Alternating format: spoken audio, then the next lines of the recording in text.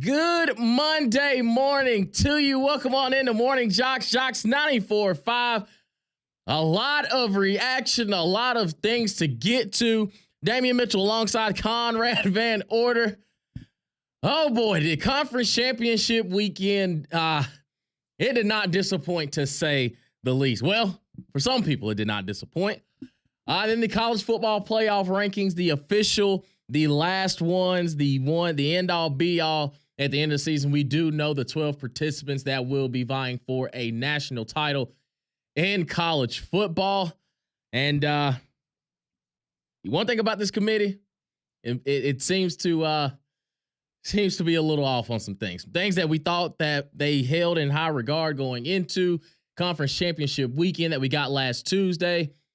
And then we woke up Sunday morning, had your cup of coffee. You sat around till about 11 o'clock, 11:30, and then we got the 12 teams. And the final college football playoff rankings do not have the University of Alabama. So, with all that, let's just start off with the conference championship weekend. SEC title game. On paper, we knew we were going to get a good ball game. We knew that we were probably going to get one of the better matchups, a rematch between Texas and Georgia. Now, was it the cleanest of games? No, not at all. Was it physical? Absolutely yes. And did it play a part of how, the final college football playoff rankings? Nah, because we knew exactly what those teams were going to make it. Now, did it affect the seeding? Yes, it did. But overall, when we start off in the conference championship weekend, Georgia ends up knocking off Texas 22-19 in overtime. A back and forth matchup. You thought that, okay, Texas, they jumped out a little early. You felt they would have capitalized instead of kicking field goals there, to start some of those drives, to end some of those drives. They would have had touchdowns. Texas really could have given Georgia a true beatdown because it didn't seem like Georgia had an answer for them offensively. But they kept giving them opportunity. They kept giving opportunities, turning the ball over in key situations, and Georgia ends up knocking off Texas 22-19. So Conrad, I want to get your reaction to that. How was the SEC championship for you?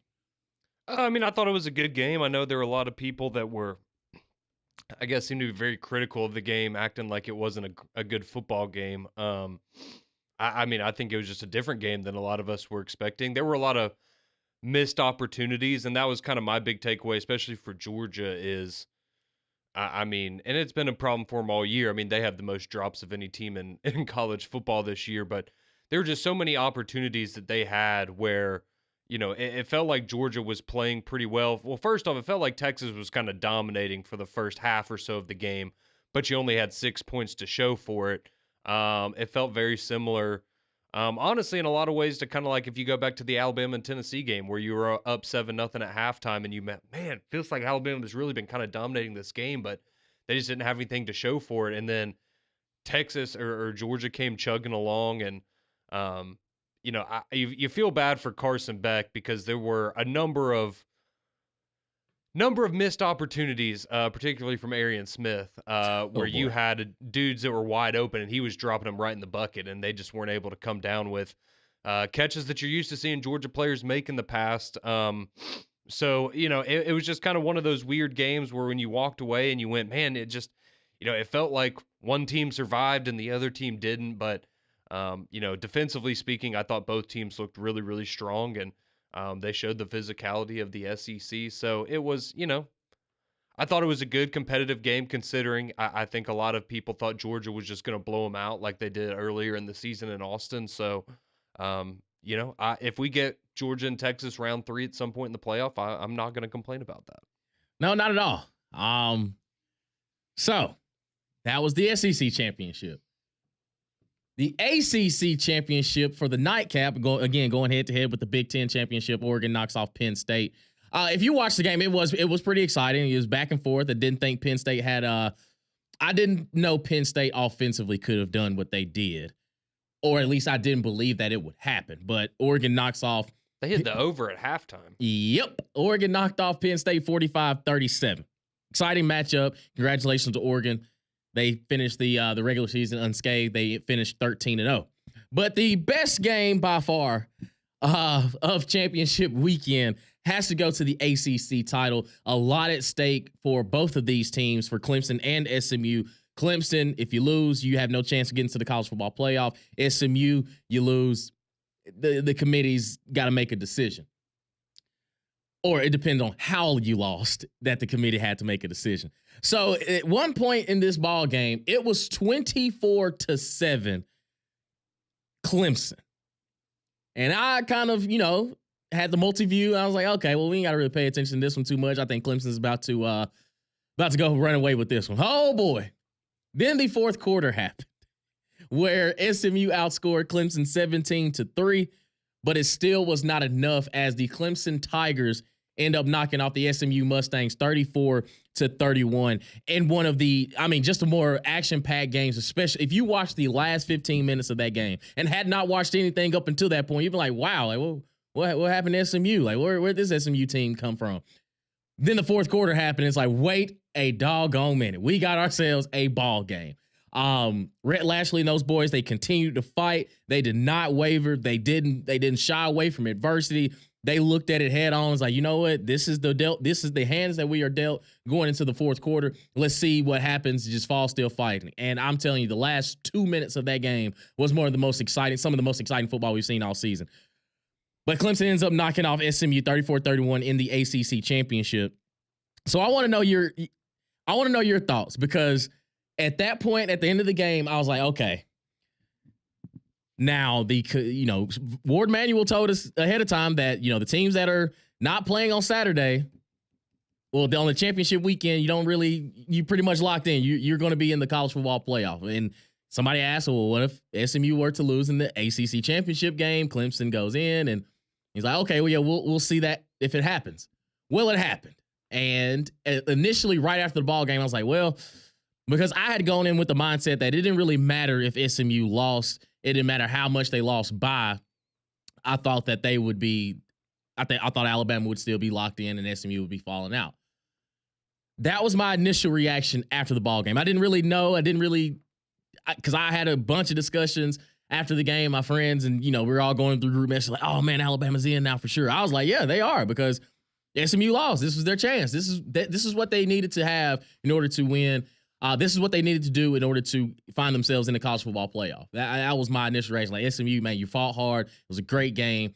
And I came away, I was like, man, they're probably more deserving, but their resume just does not match up well with anything else, because the two ranked teams that they needed to beat, they lost to.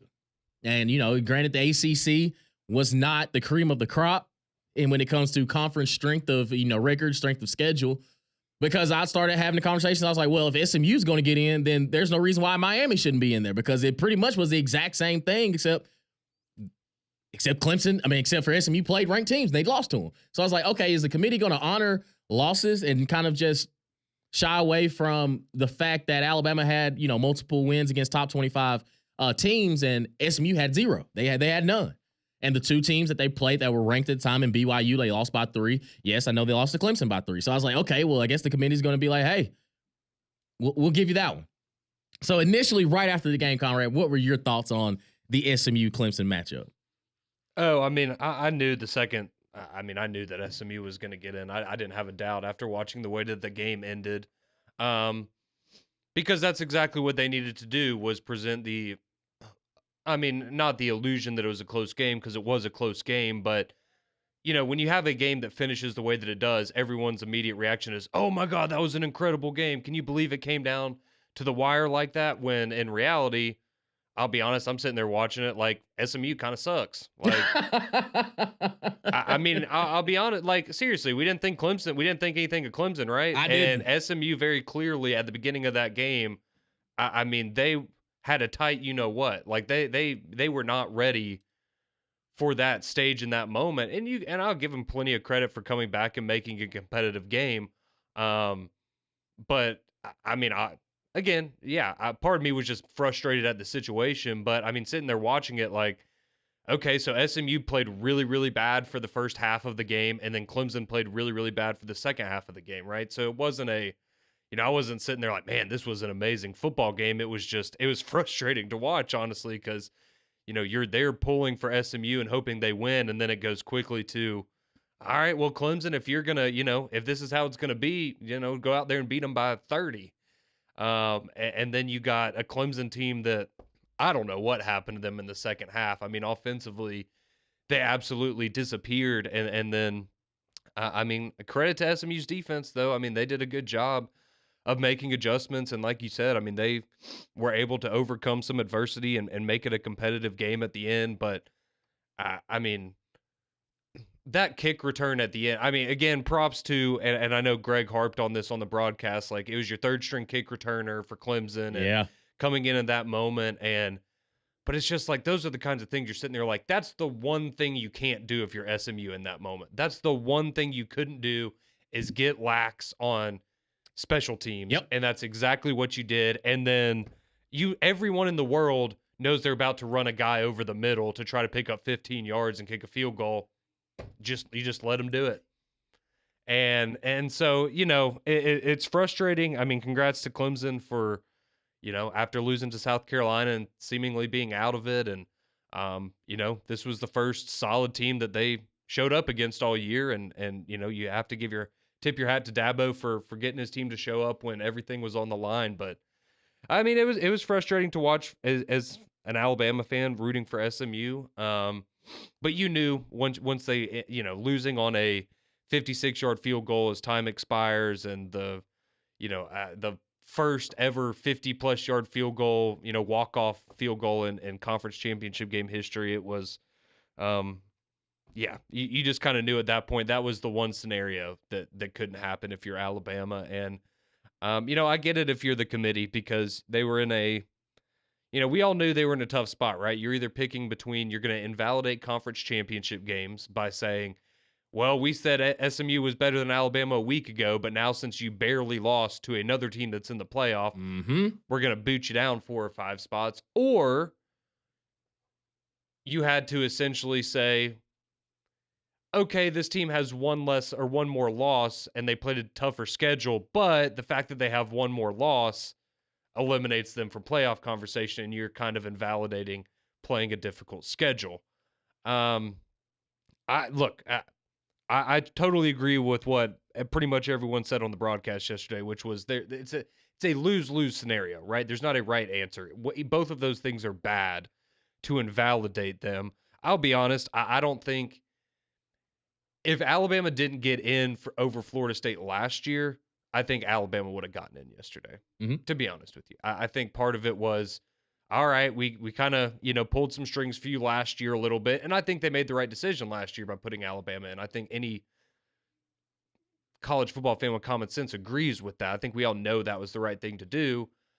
This one, it's more splitting hairs, right? I don't think it was such an easy option. So it's certainly disappointing, but if you're an Alabama fan, you can't really be that upset because you shouldn't have lost the way you did to Oklahoma. Again, if Alabama loses 24 to 20 to Oklahoma, you might be in the play. I don't know. We might have a different discussion. Exactly. But getting blown out against a 6-6 team and then losing to another 6-6 team in Vanderbilt, it is what it is. You got to win the games that are put in front of you. And I know that was a big part of the debate because, I tweeted something out afterwards, and Greg Byrne said something very similar to what I was saying. And, it may have been a little overreaction, but I just said, if I'm Greg Byrne, I'm canceling my Ohio State home and home right now, because why would you? Exactly. What benefit I get for the fans? Like, it's great for the fans, and we want to see those games. And I'll be sad if we start to see those diminished. But what's the committee telling you right now that the value of playing that game is over playing a Ohio out of the MAC? Right? What's the difference? There isn't one. So, there were going to be big changes or conversations had regardless of what decision that they made yesterday. But I'll just read you. This is so Greg Byrne, the Alabama AD, he posted this on Twitter or X after Alabama was eliminated from the playoff. And I want to hear from our listeners and what they think. So 205-834-9450, chime in with what you think about the future of scheduling, and if you think we're going to see a dip in some of these non-conference games. And I understand Alabama lost conference games, right? And I understand that was an argument was, well, This had nothing to do with your non-conference because you should have beaten Oklahoma and Vanderbilt. And I understand that, but the precedent moving forward is now going to be uh, all that really matters is tallying up as many wins as possible. It doesn't necessarily matter as much against who those wins are against. So this is Greg Byrne yesterday. He said, quote, disappointed with the outcome and felt we were one of the 12 best teams in the country. We had an extremely challenging schedule and recognized there were 2 games in particular that we did not perform as well as we should have. We have said that we would need to see how strength of schedule would be evaluated by the CFP. With this outcome, we will need to assess how many P4 non-conference games make sense in the future to put us in the best position to participate in the CFP. That is not good for college football. I agree. I agree 100% because to me, if you're an SEC school, yeah, like bring on the Mercers, bring on the lesser competitions, the schools out of the MAC, because we just need wins. That's all we need. Well, and the last thing you want is for, you don't want college football to essentially feel like it comes down to a coin flip or luck of the draw, right? Because when you have Texas, for example, right? That was a big conversation with them. The only really tough game they had this year was Georgia. They played them twice and they lost to them, but they still got in the playoff because they got to play the bottom barrel SEC teams outside of Georgia. And so you look at, similar things for the Indianas of the world, right? Indiana had one tough game against Ohio State. They lost convincingly, but because they got to play the bottom feeders of the Big Ten the rest of the year, they have a nice record and it looks good to the committee, right? And so I just that's what you don't want moving forward is for teams to feel like, well, if we get a good schedule this year, then we're gonna have a chance to make the playoff, and if we don't, then it's gonna be an uphill battle because, like Nick Saban and others said on the broadcast yesterday when they were unveiling the bracket, you have to honor strength of schedule, and I understand there's maybe not one criteria that we can all agree on is the most important. Mm-hmm. But I find it hard to believe that strength of schedule shouldn't be at the very top of that list for everybody on that committee. And again, I said it last week. We all have agreed that the group of 5 is playing a different game than the Power 4. Yep. But for some reason, we refuse to acknowledge that within the Power 4, the Big Ten and the SEC are playing different levels of competition than the ACC and the Big 12. And that's just the reality of the situation. So. Absolutely. So when we look at the college football playoff brackets, it looks like this. The top 4 seeds, all conference champions. Oregon comes in at the number 1 overall seed. 2, the Georgia Bulldogs after they're winning the SEC title game. Number 3, Boise State after winning the Mountain West over UNLV. And the 4th spot, Arizona State after their blowout victory over Iowa State in the Big 12 championship. And then the first round matchups will go like this. The number 12 seed Clemson will be traveling to Austin, Texas to take on the Texas Longhorns. The number 11 seed SMU Mustangs travel to Pennsylvania to take on Penn State. The number 10 seed Indiana travels to South Bend to take on Notre Dame. And one of the, I think, probably the best game in the first round, the Tennessee Volunteers will be traveling to Columbus to take on the Ohio State Buckeyes. So those are the 12 teams that will be playing and vying for the national title in college football. It's your reaction time, 205-834-9450. Your text message, your calls, reaction to everything that happened in conference weekend. All that and more. And return here on Morning JOX and JOX 94.5.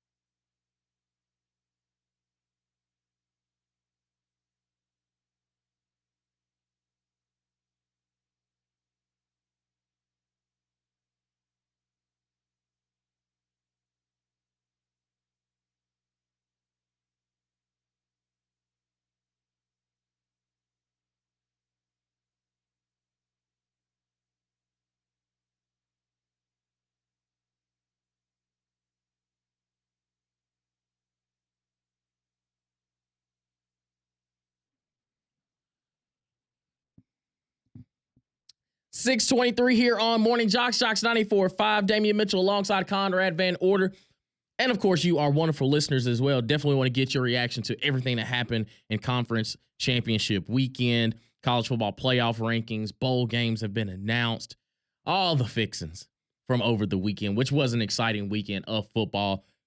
And the committee, they made their decision. And I think that something that's not going to get lost in translation, it's not that we're upset that Alabama isn't in. It's one, the committee kind of just, I feel like some of the things that they were looking at early on when they were making the rankings didn't play a factor in the end. And it's, okay, well, you punish.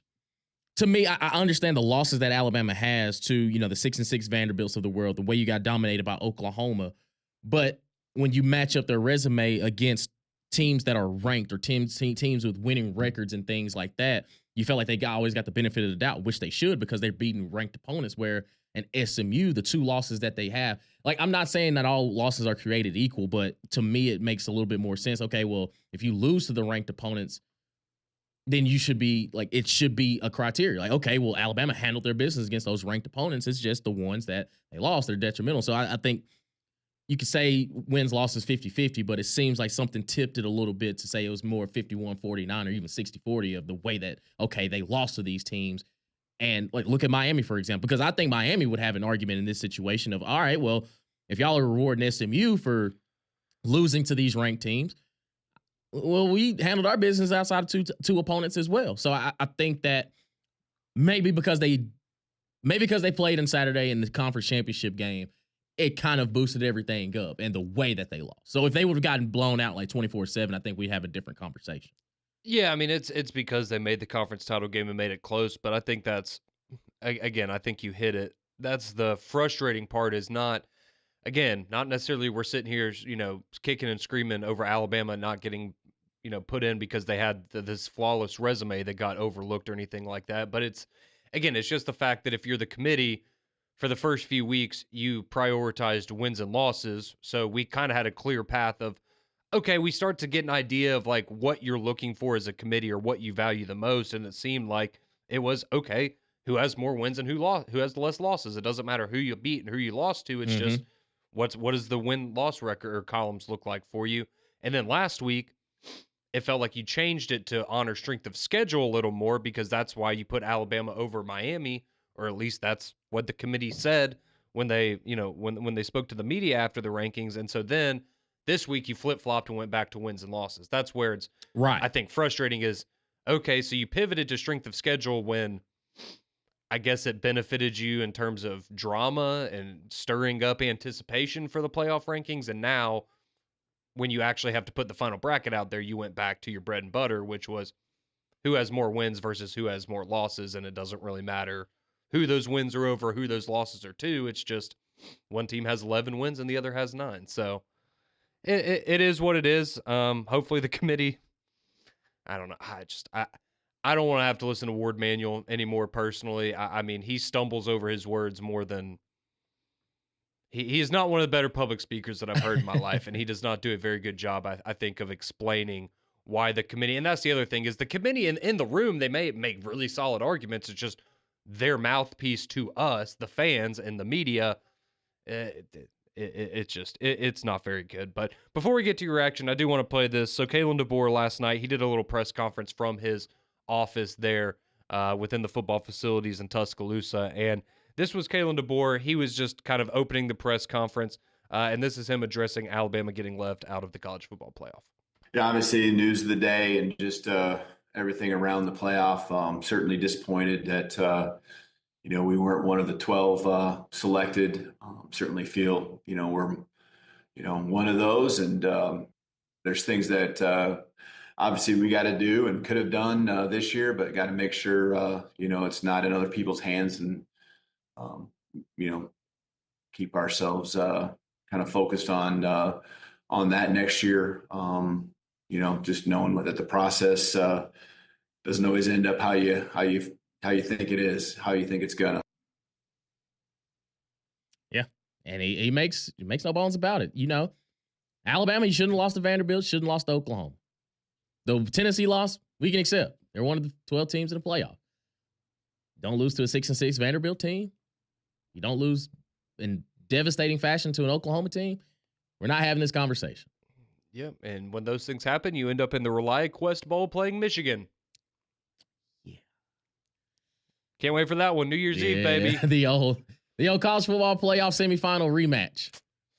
Just in a little different venue.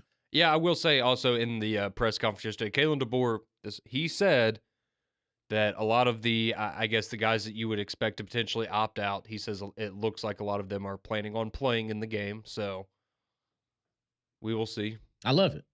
I love it. I do too. And I appreciate that. And I understand for some people, it's, I don't want to watch Jalen Milroe for another game or something like that or whatever. I get it. But first off, go put some good tape out there for the NFL, big dog. And it is what it is. The season is over. You can ride with it for one more game and let them have that moment together and hopefully go out there and get double-digit wins and go into the off season. But there's going to be guys that leave. There's already been some guys that have hit the portal. We'll talk about that in a little bit, but some interesting names to say the least. At least one. I'm not too surprised. One I'm a big fan of. Like, dang man, really? Don't want to stick it out one more. I'm not surprised. There's some. Yeah. We'll cross that bridge when we get there. But let's continue to get some reaction here on the Jocks phone lines 205-834-9450. Let's go to Kurt in Alabaster wants to talk some ball with us this morning. What's going on, Kurt?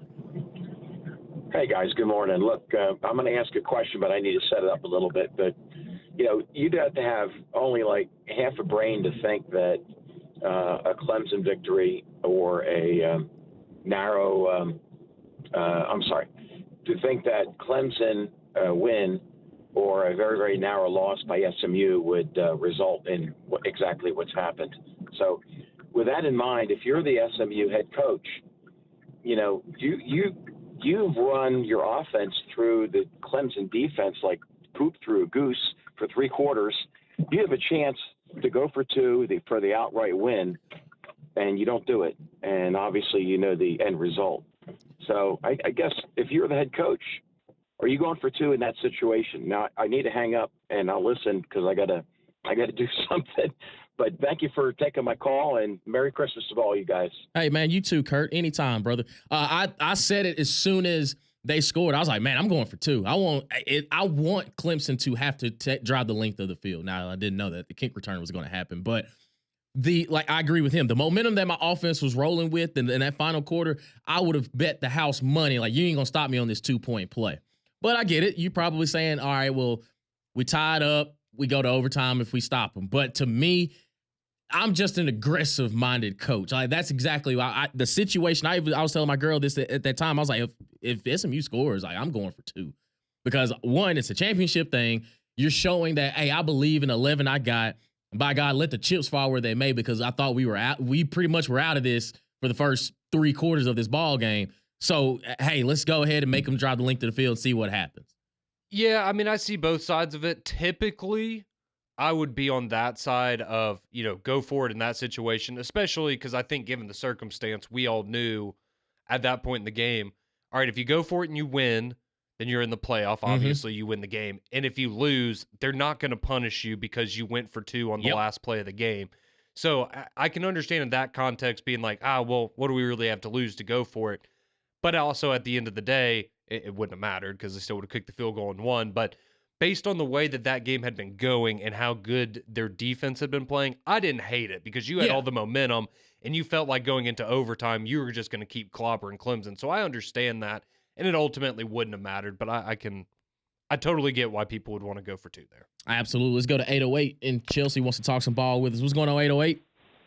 What's up? It's great to be an Auburn Tiger. Say it's great. Hey, guys, but on a serious note, brother, honestly, I think we got Notre Dame shouldn't be in there because they don't play no conference game. They're not in the conference, and it's just like it's a waste of a spot. Yeah, I get it. They're getting the benefit of the doubt because, but they also can't get a bye. They can't get a bye, right? They can't get a bye. That's kind of the trade-off. Yeah, but what we got to realize is the SEC, and this is what I love the SEC. But when I lived in Ohio for 5 years. If Ohio State beat Michigan, then Ohio State fans pull for Michigan. In Alabama, it's not the same So, they're not going to put 4 SEC teams in. They will have those two. But what I'm trying to say in a nutshell is we got to stop beating up on each other. Like the SEC beat up on each other. You see what's big? They'll probably be out. He'll probably be out for the first round, and then they end up losing because they don't have all their people because everybody done beat up on each other. So when we play an ACC or Big Ten team, they're going to beat us every time because we're not 100% at our capacity. All right. That's all I want. Y'all have a blessed day. Merry Christmas. You too. You too, brother. I don't know. I think that's what makes the conference so great because we beat up on each other. I like that. I mean, you could get hurt in warm-ups, right? Exactly. It just, it is what it is. Hey, but shout out to Gunnar Stockton.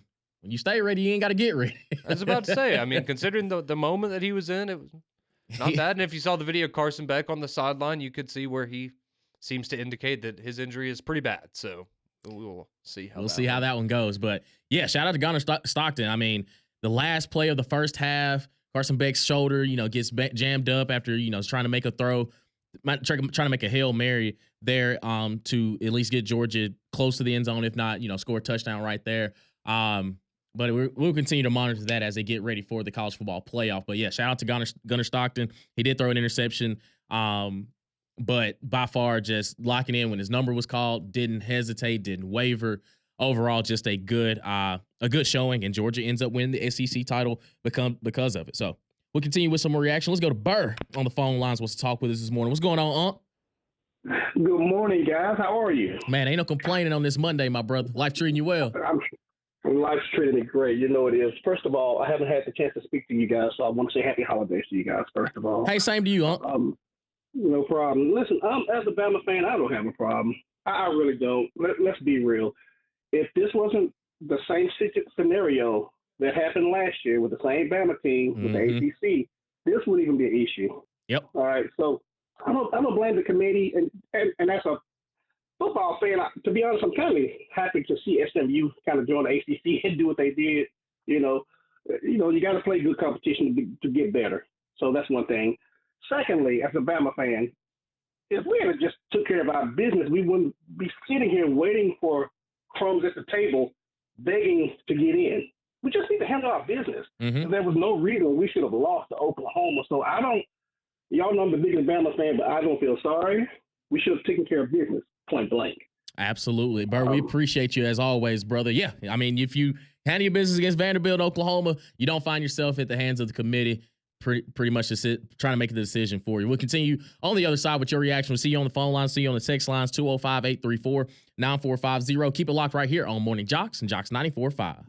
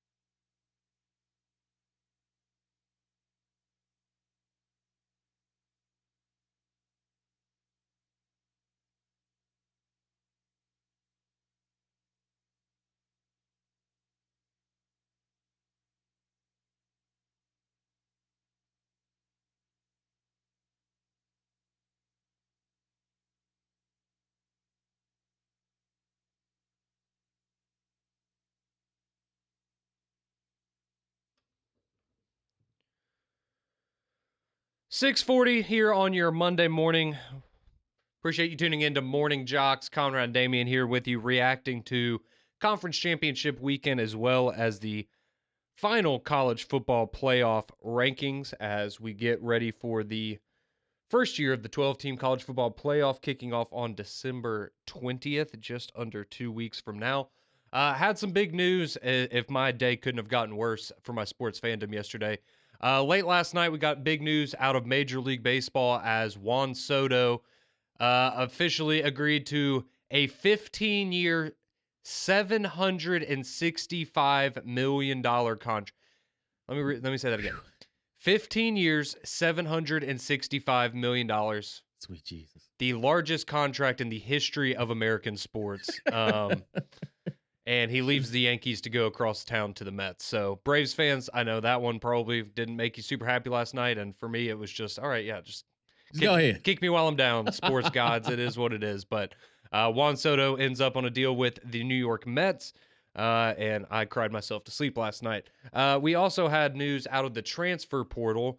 We mentioned this a few minutes ago, but this is the world that we live in now. But once Alabama was eliminated from the playoff and we found out that they would be going to play in the ReliaQuest Bowl again, that's going to be on New Year's Eve against Michigan.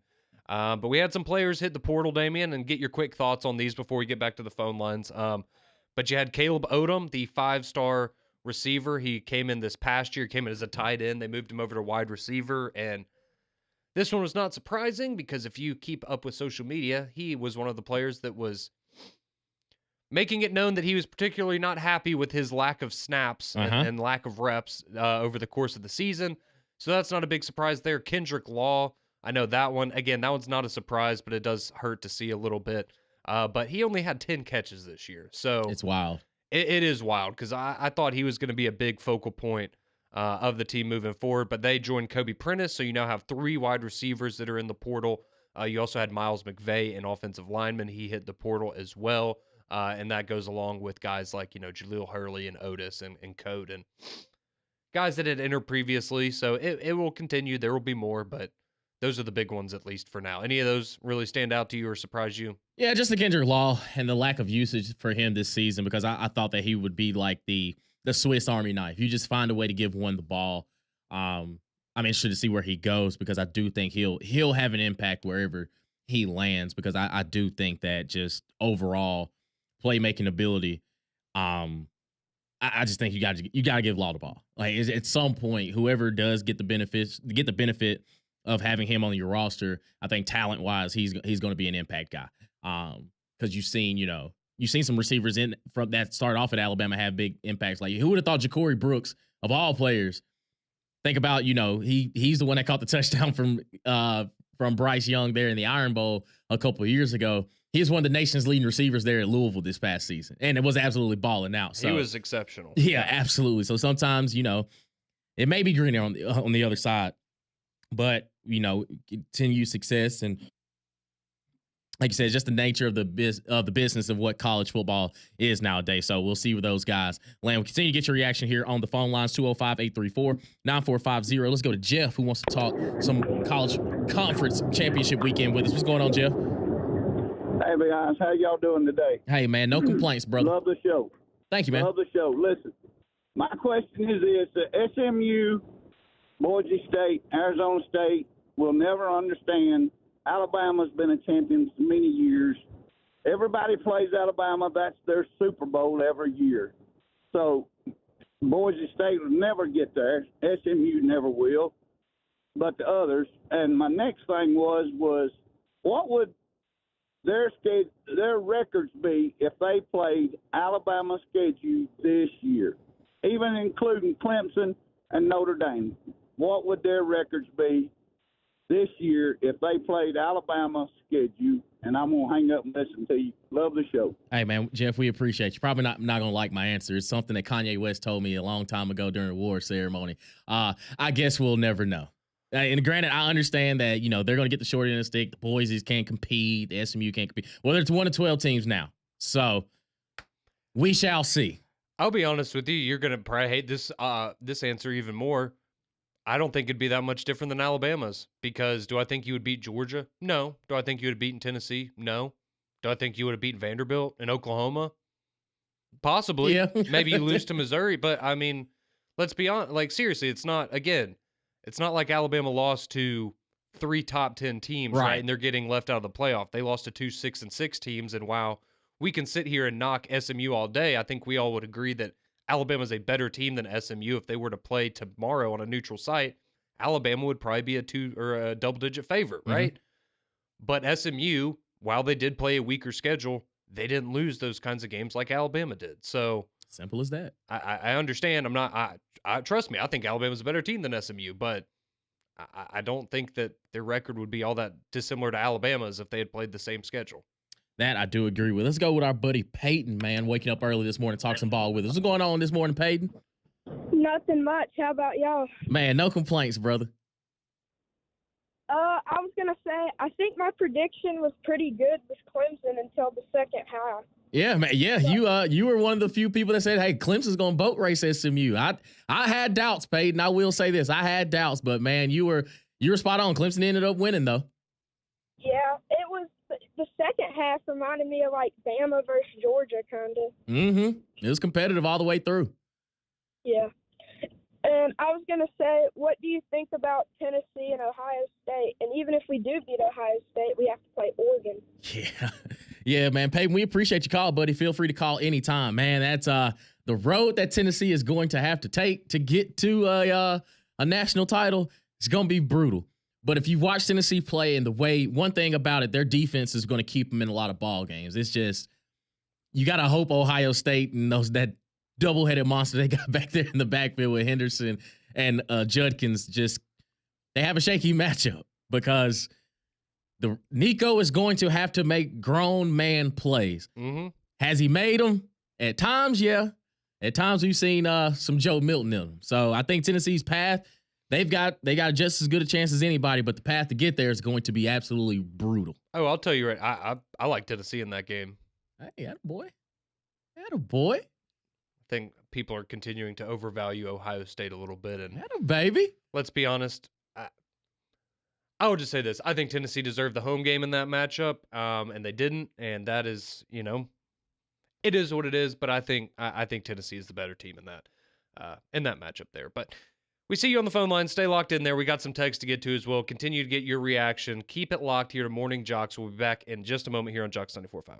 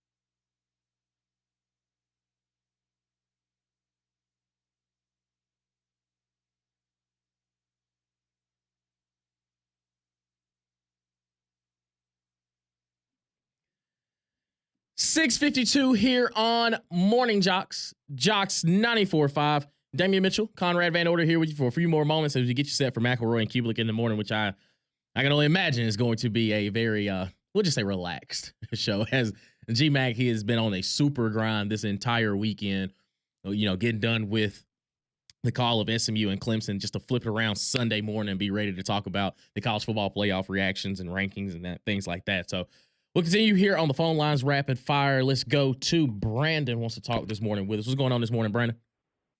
Yeah, what's going on, man? What's happening, big dog? Real quick. Okay, it feels like an inclusion type of situation is going on now, and it's gonna be bad for college football. Like, cause first, as a Bama fan, yes, we didn't do everything we should have done, but at the same time, not having a top 25 win and playing for a national championship is crazy. Also, the ability to actually go to the quarterfinals with like almost like a 60th ranked schedule, or even to be, for them to overthrow Alabama for a 60th ranked strength of schedule, it almost feels like it's just unlucky for the SEC to be as stacked as it is. And now they're just trying to devalue the SEC in that way to me. So it just feels like inclusion. It's like pay for a seat. And you know what I mean? It's like a pay for a seat type of thing, because those schedules are just not valid enough to say that you guys can play with the big dogs for a natty like that. All right. We appreciate you, Brandon. I think it's fair. Fair discussion. I mean, I think you could make a strong argument that if you compare resumes head to head, I mean, after what we saw on Saturday, what has Texas really done to impress you, right? They don't have any top 25 wins right now. Indiana doesn't have any top 25 wins right now. Penn State beat Illinois. Right. Again, this is just the reality where we now have 4 teams in the playoff that will have a combined 1 top 25 win, and they're all going to have a chance to go play for a national championship. There are some things that will need to be addressed in the future. But again, this is part of why, if the committee's telling you right now, again, you don't have to schedule. This isn't basketball, right? Where you need to schedule a ridiculous non-conference schedule to kind of boost yourself up in the rankings. No, you don't have to be the top 25 team. You're good. Just beat the teams in front of you. Yep. That's all you got to do. Montrellis, you got about 30 seconds, brother. What's going on this morning? All right, I'm going to try to make it real quick. Basically, what I want to say is I think why everybody's frustrated is because of the inconsistency. So, honestly, last year, after we lost to Oklahoma, we should have fared access to like the 20s. Let's just be real, you know what I mean? But you left us in the top 15 to where we was able to make a bounce back. And then you got a team who honestly wanted to see Clemson in the playoffs? Nobody. The committee knew they wasn't even a good enough team to make the playoffs. So then SMU going and losing, you naturally would have thought that they would have been out. That's all I got to say. Appreciate you. Well, man, we appreciate you. Yeah. I thought if SMU lost, they were done. I thought it was like, their resume ain't going to stack up, but just give us consistency. That's all we ask. That's all we ask. Give us consistency. Miami lost to an unranked team and failed off the face of the planet. So who knows? We'll try to make some more sense out of it. Keep it locked here on JOX 94.5. McElroy and Kublik in the morning. Those guys are next.